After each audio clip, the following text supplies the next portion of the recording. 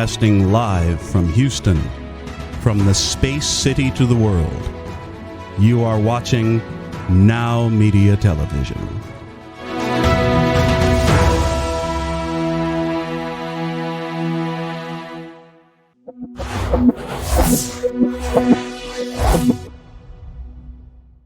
Welcome back to Biz Talk with Sherman. I'm your host, Sherman On from Hotel Insurance Services. Next segment we're talking about here, Roland Parker, Your Tech, Your Biz. Welcome back to the show, Roland. Hey, Sherman. Nice to be back again. All right. Now, this is very timely. I was just talking to this about a team about cybersecurity, so we know this is a super important topic to be able to go over. But how can businesses get ready to ensure that their employees can work safely from home? Well, the first thing to do is make sure that they have a company-issued computer that's completely locked down. That's the only way that you can know that they're going to be safe when they work from home. The last thing you want to do is have an employee using their own computers, because that way you've got no eyes on it and you've got no control. Now, is it possible for, I think this kind of gets into a little bit of that privacy, right? Can they monitor the employees from their laptop when they're working from home? You have to have special software to be able to monitor it. And there's lots of solutions that are out there. Personally, I'm not a big fan of that. I feel, whether employees at home or in the office, are they productive? Are they doing what they can do? Now, if you want to take it to the level of, I want to see everything that's going on, that's fine. But personally, I think just lock the machine down, make sure that nothing can be downloaded or installed, and then make it safe. But you don't have to monitor them. If they want to work at 2 o'clock in the morning and not 2 p.m. during the day, that's fine, as long as they get the work done. I think it's a crucial element to have a look at, especially as we kind of enter this new world of how we're working, right? Absolutely.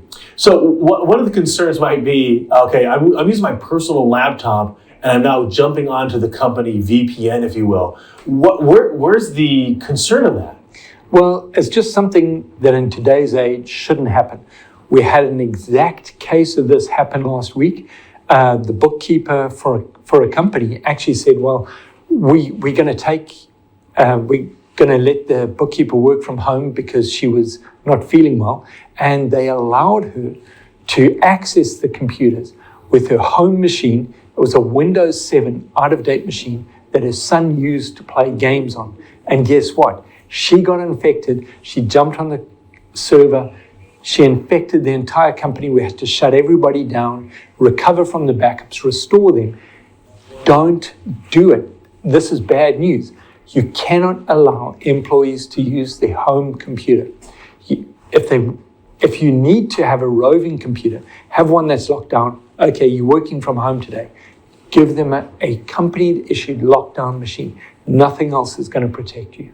Now, what about the people that would say, well, what's happened, Roland, is we're all just jumping onto the cloud, right? Office 360, there's no downloading. What would your response be to that for the person that's, quote unquote, in the cloud?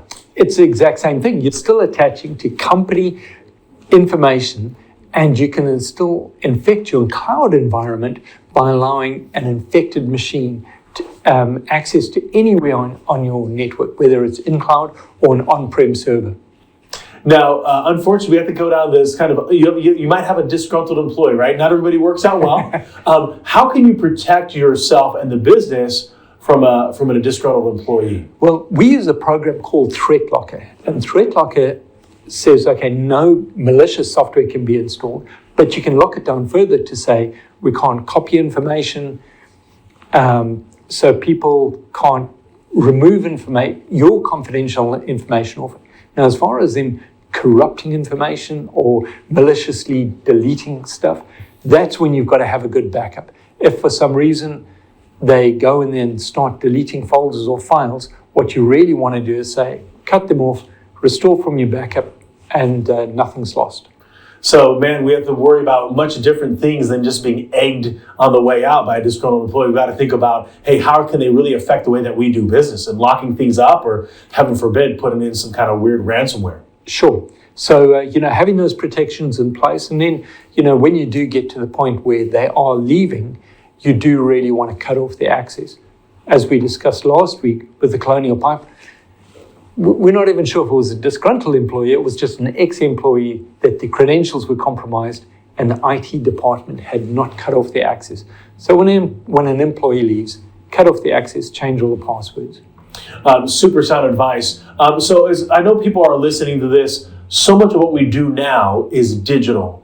If they don't have a good plan, how can they reach out to you, Roland, and your team? Sure. The easiest thing to do is give us a call, 281-647-9977, or reach us on the web. Impress Computers, that's IMPRESS, computers.tech.tech. Wonderful. Well, thanks so much for coming in on the show, Roland, and just sharing with us how people can really start protecting themselves about employees that are working from home. We're going to take a quick commercial break and come back with Colleen. It's your business. Let's get started.